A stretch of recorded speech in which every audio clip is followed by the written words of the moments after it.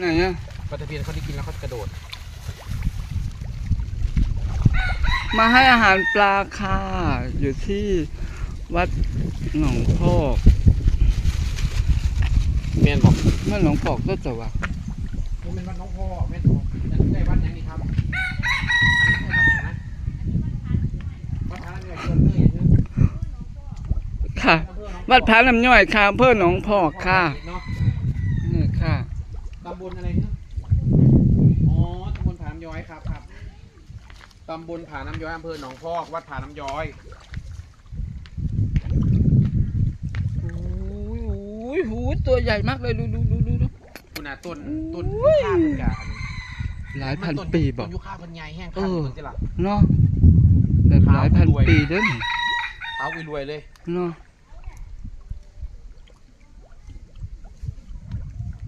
ตัวนี้ยิ่งใหญ่เนี่ยมึงไงพูน่ะผุดปลาคอ ใส่